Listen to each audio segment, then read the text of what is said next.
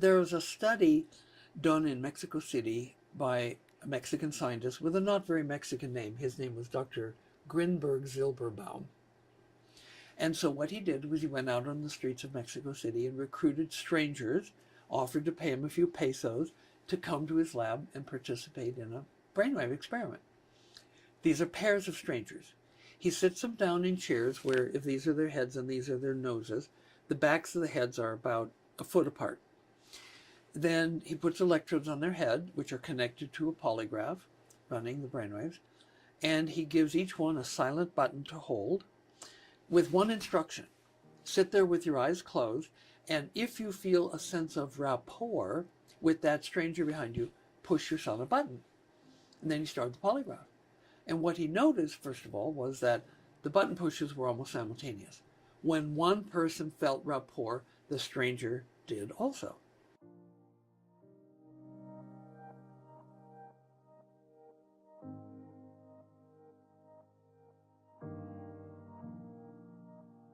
Hi, my name is Sankar Karo. I'm founder of Lightnet, and my passion and purpose is to remove the word impossible from your mind. I am here today with Dr. James Hardt, who is a pioneering research scientist who founded the BioCybernaut Institute. They are considered the world experts in neurofeedback training and brainwave training. With over 4 decades of research into the science of brainwaves, consciousness, and human potential, he has developed technologies that allow us to reach these states that were only possible for master meditators. He has a PhD in psychology with background in math and physics. And over the years, he's developed technologies that help people increase their IQ by 11.8% in 7 days. I experienced this training and it's absolutely mind-blowing, life-changing, I should say, as well. He has written a book called The Art of Smart Thinking, where he condenses all of his life's work into a book which explains that happiness, success, and even enlightenment is measurable and can be trained. Check out this interview. It's incredible to see how his research has changed the world and how we think about our mind. What is my purpose and mission? What is my soul's calling in life? Well, that's a question in words. And I can answer it, but it wouldn't be as complete as to tell you the story of how I discovered the purpose. So Ram Dass said, a God defined is a God confined. So any statement of my purpose and my mission is going to be confined. So giving you that confined, it's to reduce suffering and to expand awareness and to help usher in an enduring golden age for all humanity. There's a book called Primal Branding. It was given to me by Greg Stewart, who's the first person to sign up for the Diamond Dozen Club, where people prepay for a dozen BioCybernaut trainings and get a 20% discount. And after he read the book, he gave me a copy and he said, now, every product or service that has ever gone global has 7 characteristics. BioCybernaut has all 7, he said. And he said one of them, intriguingly, is a cool founder's story. So here's the founder's story. I was in my senior year of a bachelor's degree in physics at Carnegie Institute of Technology in Pittsburgh. And I came out of the student union after lunch to be greeted by this really large hand-painted sign where every letter was a slightly different color. And it said, Dr. Joe Kamiya will talk on brainwaves and consciousness, and it gave a time that, that's just 10 minutes. And it was a room in Margaret Morrison College, which was right across the tennis courts. I didn't have a class that hour, so I went. It was a painting and design teacher. Dr. Kamiya was traveling from his funding source in Washington back to his lab in San Francisco, and he had stopped overnight to spend with this painting and design teacher, and her students had made the signs that had attracted my attention. I was the only one from the engineering college that was there. It was all this teacher's students, painting and design students. And so Dr. Kamiya was talking about his incredible work. He is the human who in 1962 reported in April of 1962 to the Western Psychological Association meeting in San Francisco that humans, when given feedback, could voluntarily control their own alpha brainwaves. He had stumbled upon this really quite accidentally. He was doing sleep research, and if he'd had a co-ed lying on a cot next to the polygraph machine, and she's trying to go to sleep, he's studying the process of falling asleep. If he'd see a big burst of alpha, and he'd say, wow, there's a big burst of alpha, often there would be another one. And he'd comment, and then there'd be another one. And so he kind of had a hunch that somehow his feedback of, oh, there was just an alpha wave, somehow contributed to there being another. So then he would ring a little bell if there was an alpha burst. And that worked too. And then he automated it. So he had a little tone that would come on. And so this was really exciting because although brainwaves had been discovered by Herr Dr. Hans Berger in 1908 as he was searching for the cause of ESP, he found the first brainwaves and called them alpha because they were the first. They're not the fastest, they're not the slowest, but they're the biggest. So the only ones he could find with this early primitive equipment. He kept it a secret for 10 years, did some really good research, was looking for the cause of ESP, which there is that relationship, but with his primitive equipment he couldn't find it. So he published and it became a sensation. Pretty soon any major university or hospital around the world had to have EEG equipment. And so there was a lot of research done on what I call the natural reactivity of alpha. Like if you're tired or too frightened, your alpha is low. You have to be in a middle range of arousal and have your naturally occurring alpha. And then, and only then, when you do meditative strategies, will your alpha go up literally off the charts. And then you have all these cool meditative, transcendental experiences. And so there's Dr. Joe Kamiya talking about this. I had a dear friend who was a grad student at Duquesne University, another college in Pittsburgh, and they had a bunch of French priests in from followers of Merleau-Ponty, the father of phenomenology, and they were teaching how to study the structure of consciousness. And I was reading The Phenomenon of Man by Father Pierre Teilhard de Chardin, and this was all really cool and wonderful, but there wasn't anything that could be measured. So I was like this physics science guy, and I'm also like getting this cool philosophy and psychology, and there was no connection. It was very almost schizophrenic. And then there's Joe Kamiya saying, oh, well, these high states of consciousness have high alpha. So the rest of my senior year, every spare minute was spent in the library, learning everything I could. I had this big stack of reprints, and I had read through that 3 times before I graduated, at which point I jumped on my Triumph motorcycle and headed for San Francisco to hang out with Joe Kamiya. I went through Canada. I took the Trans-Canadian Highway across and had some incredible adventures, but the real adventure was yet to begin. When I got to San Francisco, I showed up at Joe's lab, and I volunteered as a research subject. He had a big house at the edge of campus. A bedroom was filled with a PDP-15 mini computer, and it was running the feedback.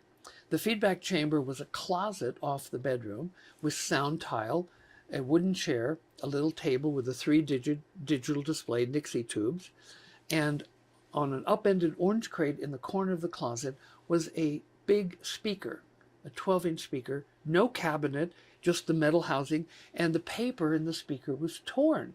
So when I would make bigger alpha, as you know, the torn speaker would fuzz out. Now, if I'd been an audiophile, that would have been creepy, unpleasant. Oh, no, turn it off. I wasn't an audiophile, so I went into the fuzz, and that helped the whole process.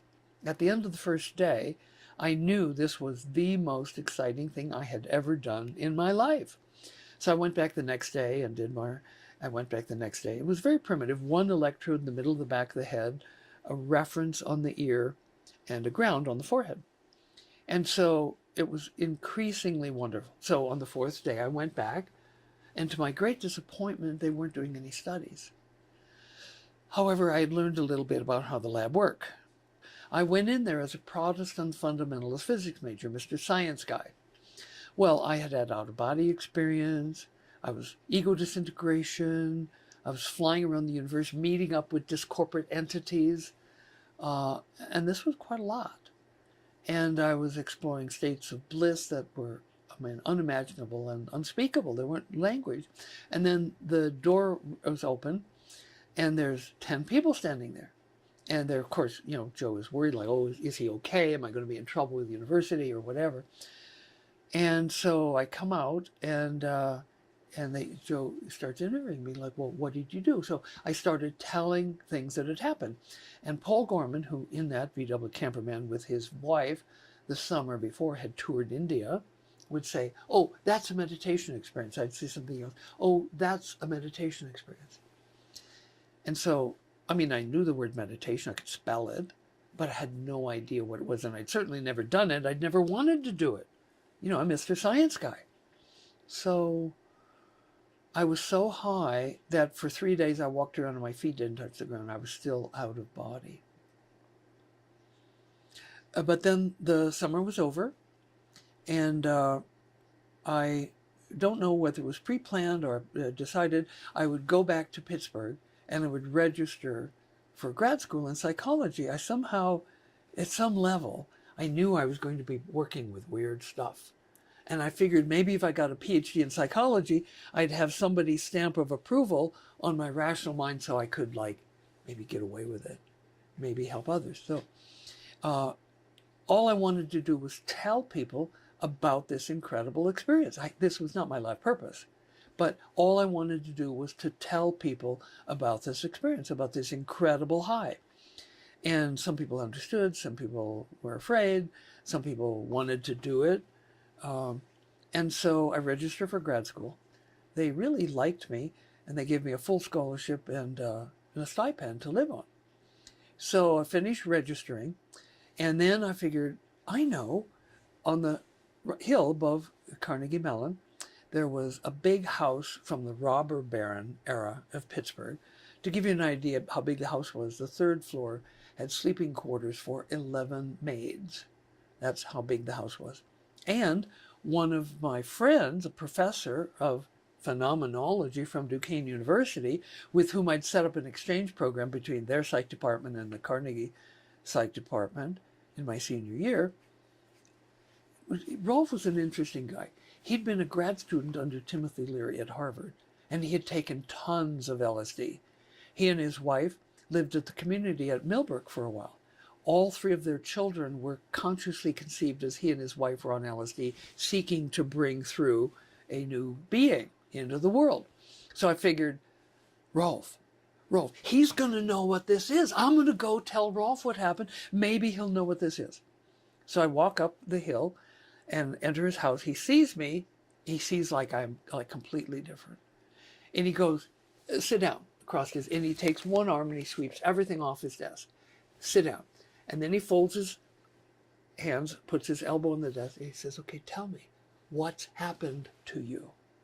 So it was all I needed, and so I recounted the details of everything that happened in the chamber. Now, later in 1984, I wrote a paper published in Michael Hutchison's Megabrain Reports in 1984, where I detailed all of these things that had happened to me that I described to Rolf. And I went on for probably over 3 hours. Midway through, a neighbor lady came in from the house next door. She stood respectfully in the distance, listening to what I was saying.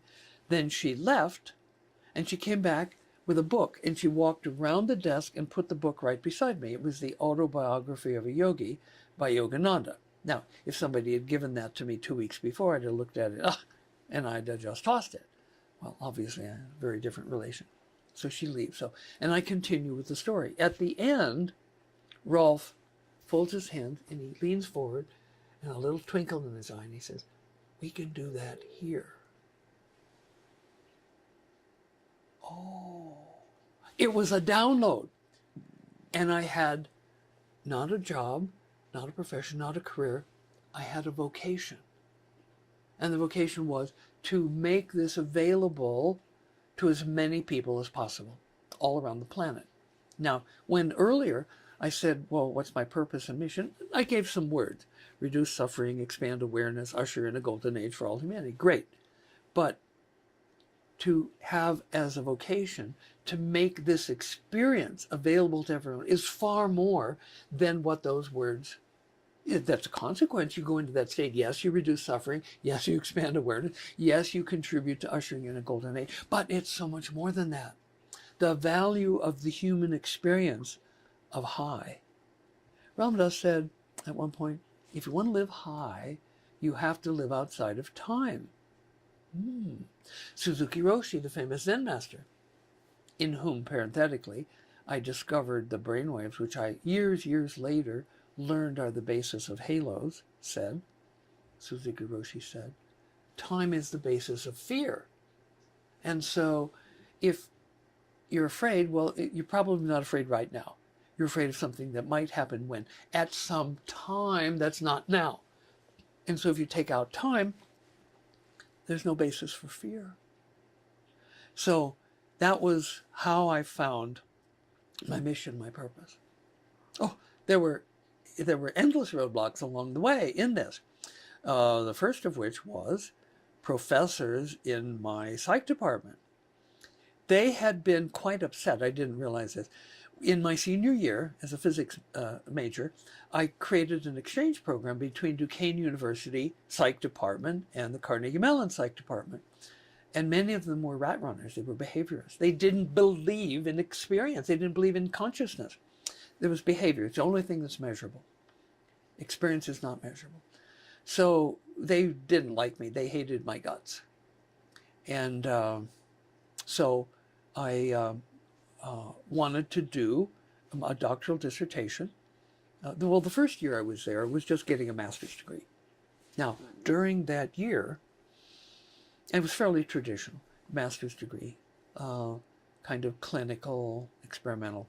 Learned a lot of stats, how to do statistics, how to design research studies. But I applied for a pre-doctoral fellowship from NIMH to go back to San Francisco and do my doctoral work with Joe Kamiya in his lab, which was a pretty good thing I did that. It came through just as I got my master's degree. But these professors were gunning for me. I wanted to do brainwave training there. Now, they had, when I had this experience with Rolf, where he goes, we can do this here. And I go, this is not a job, it's not a career, it's not a profession, it's my vocation. And what I saw was, because I knew the psych department, they had one soundproof chamber, and they had a big pile of junky electronic equipment that, with my physics background, I knew I could cobble it together and make a primitive brainwave feedback thing. So when I wanted to do this, the physiological professors said, okay, you need to go talk to Dr. Terrence Barrett. He's a postdoc, he's a professor, and he's in control of the physiological lab equipment. So I went to Dr. Barrett, and I sat in his office innocently, babbling on about brainwaves and consciousness and satori and samadhi and the brainwaves, and he just listened impassively. And a couple hours later, in my student mailbox, I got a letter, which was copied to the department chair. And it said, permission to use the electrophysiological equipment denied. Nobody who's interested in consciousness, he wrote, could possibly be serious about pursuing a degree in physiological psychology. However, if you will abandon this nonsense and submit to me, I will design a program of research which will lead to a PhD in physiological psychology. And I looked at it, I go, it's like, I almost laughed. I mean, like, can this be real? So he had copied the chair of the department. Now, interestingly, the chairman was on sabbatical that year. And so there was an acting chair who was Dr. Richard Hayes, and he was one of the few professors in the department who was in some way interested in consciousness. He was a Piagetian psychologist, and he was studying the development of intelligence in children, the sensory motor, the pre-operational, concrete operational, and at 7, children go into the formal operational stage, where they can, for the first time ever, take the perspective of another person, which is one reason why we limit the lower age of people doing the alpha training to 7. You have to, if your parent wants to bring a child, they have to be at least 7. So I showed the letter to Dick Hayes, and he read it, and he just kind of like rolled his eyes. Didn't say anything. He said, let me take care of this. So the next day, a different physiological professor with a scowl on his face told me that I'd be able to use the equipment. Terrence Barrett's contract was not renewed. He was not there the next year. So, but all of that garnered the enmity of the hardliner behaviorist psychologists. So, because they were convinced that there was no way that you could measure conscious experience. So there was a little impish quality in me. And I found a paper where it was measuring brainwaves associated with perception of visual afterimages. You know, if you look at a bright light and close your eyes, you can see for a while the light and it fades. And so the brighter the light, like you look at the sun, close your eyes, you'll see a visual afterimage that lasts for quite a while. And so what they did was they measured the alpha waves associated with the visual afterimages, and they had people push a button when the afterimage was gone. And so while they were experiencing the visual afterimage, no way to measure it, the physiologist said, the alpha was suppressed. When the image was gone, they'd push the button because the alpha came back. So I was able to show them, here is a simple brainwave measure of experience. It's a simple experience. Do you see the afterimage or not? They hated my guts for that data. So then the predoctoral fellowship came through. I went back to San Francisco. I had done one study there with 20 college students, 10 high anxiety and 10 low anxiety. But I wanted to go to Joe's lab and repeat the study with more measurements and fuller ability to record different parameters, respiration, muscle tension, heart rate. At one point, alveolar CO2, we pumped the air coming out of one nostril and measured the CO2 level. And so now I have completed my doctoral dissertation, I've written it up, and I'm going back to Carnegie Mellon to defend my thesis. Well, my thesis advisor scheduled my public defense for a time when the 2 most hostile professors were leading seminars and were not able to attend. And so they sent hostile questions, but you answer the question and then there's no hostile follow-up. So there were obstacles. So you're suggesting 90% of the people have never found that which excites them, which makes their heart race. And what advice can be given to such people? Well, there's a joke that how do you win an argument with a mule? Well, you first hit it over the head with a 2x4 to get its attention. Okay. Now, I'm not proposing hitting anyone over the head, but you do have to get their attention.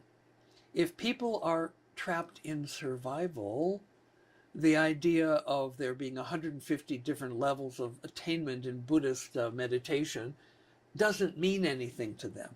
And you're bothering them from their survival pursuit if you interrupt them to try to tell them about it. So you first have to get their attention. And so the question is, how do you do that? How do you make it interesting? How do you make it fun? And how do you make it important? Well, humans evaluate things based on their experiences. For example, if you eat a berry from a shrub and you get sick and vomit and almost die, then you learn not to eat that berry.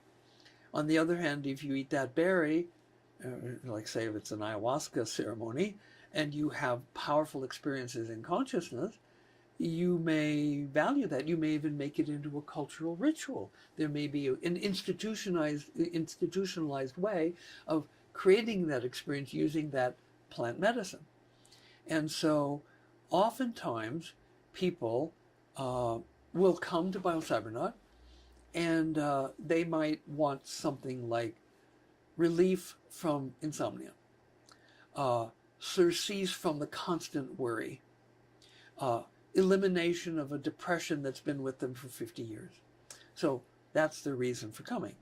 And so what we've learned is that when you change the brainwaves, that you change your consciousness, you change your experiences, and in the process, they may have experiences like out-of-body experience.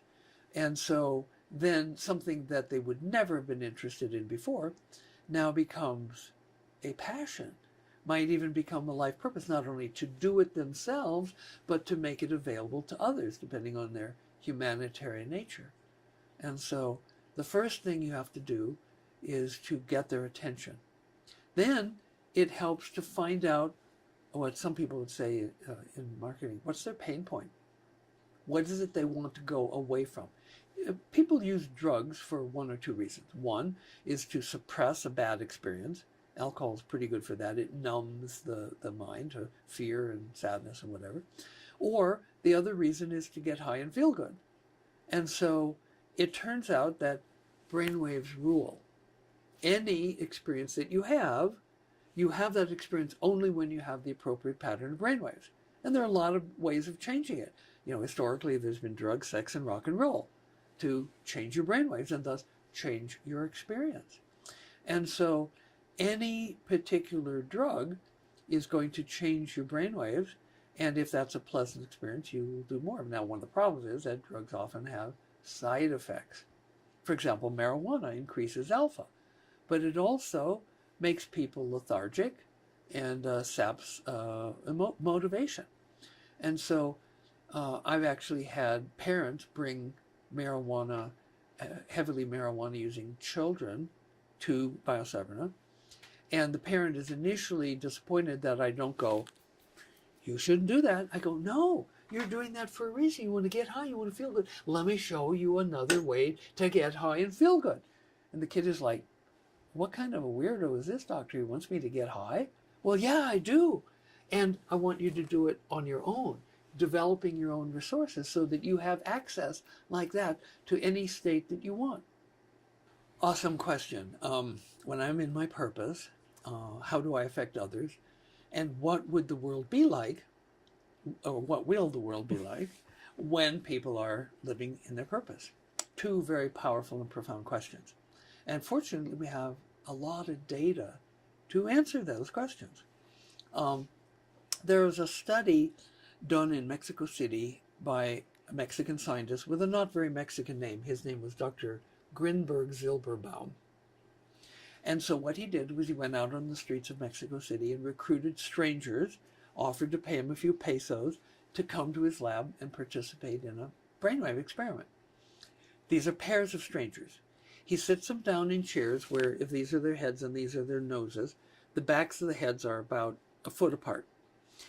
Then he puts electrodes on their head, which are connected to a polygraph running the brainwaves, and he gives each one a silent button to hold with one instruction. Sit there with your eyes closed, and if you feel a sense of rapport with that stranger behind you, push your silent button. And then he started the polygraph. And what he noticed, first of all, was that the button pushes were almost simultaneous. When one person felt rapport, the stranger did also. Further, he noted by looking at the polygraphs that the button pushes occurred when both people were making bursts of alpha, basis of a telepathic experience. And I could make a side note. At one point, I had the privilege of providing 2 weeks of training to 2 Army intelligence lieutenant colonels. One of them, Colonel John B. Alexander, well, he became a colonel. He rose through the ranks, but he was a lieutenant colonel when he came. He and his co-trainees, Lieutenant Colonel James McLaughlin, who was interesting because he died in Vietnam, had an out-of-body experience, and came back with valuable information that was later verified. So John was currently on the board of IONS, the Institute of Nordic Sciences, and he was studying Lieutenant Colonel James McLaughlin, who had actually died in Vietnam, went out of body, then came back. So they did Alpha 1 in separate chambers, and then they stayed a second week and did Alpha 1 shared, where they're in the same chamber to ground loops, they were holding hands. That was a little bit of an issue to over. Well, I'm not sure I want to hold hands with another guy in the dark. And so I said there's a scientific purpose to it, so it's okay. And so I offered to do shared feedback with them because up to that point, everyone I'd ever done shared feedback with had their highest alpha ever. So there's an answer to the question of influence. They wanted to do that, but they both had high security clearances, and they didn't want to risk secrets slipping to me because I had no security clearance. And they did report that they had secrets slip between them.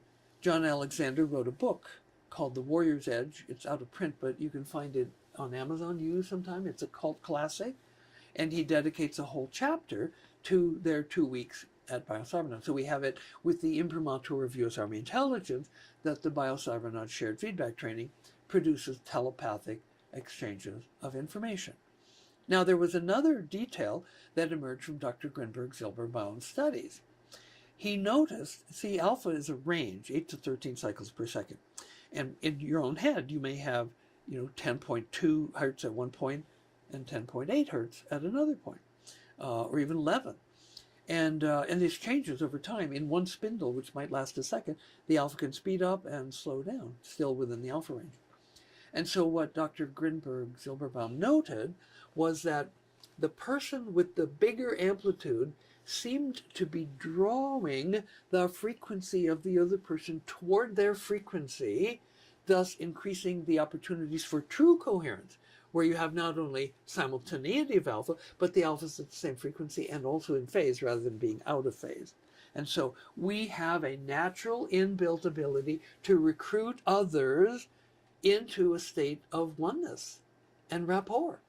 And the person with the bigger amplitude is the one that, has a bigger influence. Now, another aspect to this is at one point when I was in Canada, Alan Paul Markin, who was one of two co-founders of what's now Canada's second largest oil and gas company, with one partner named Murray Edwards. He grew it from $0 to $2 billion in just 2 years. He made a $6 million scholarship fund to train people from his company and also to train over 200 Canadian Aboriginals. Now, he said that the ROI, the return on investment of training someone was, his company was 100. So the person that he sent, the person that came back, he valued at 100 times more valuable to the company. And as an astute businessman, that assessment is, shall we say, meaningful. But with the Aboriginal community, we trained over 200. At one point, Chief Willie Littlechild, the first Aboriginal to be elected to the Canadian National Parliament, invited me to speak at the United Nations in Geneva to the Aboriginal intersection about the work. So it was able to get onto the world stage. But Alan called me one day, he said, Jim, I somehow have the feeling that people who do your training are somehow transmitting the values that they're getting to other people who haven't yet done the training. And I want you to design a study to see if that's the case. Well, I love experimental design. So I did this big study, 3 years, control groups, anthropologists, everybody, looking at the data. And I presented it to Alan, and he went, oh, this is really good. But I want the results by May. So back to the drawing board. And I designed a Survey Monkey questionnaire, maybe 500 questions. All kinds of things like relationships with your family, what do you eat, what do you wear, are you having fights, are you having arguments, what are you feeling, thinking. And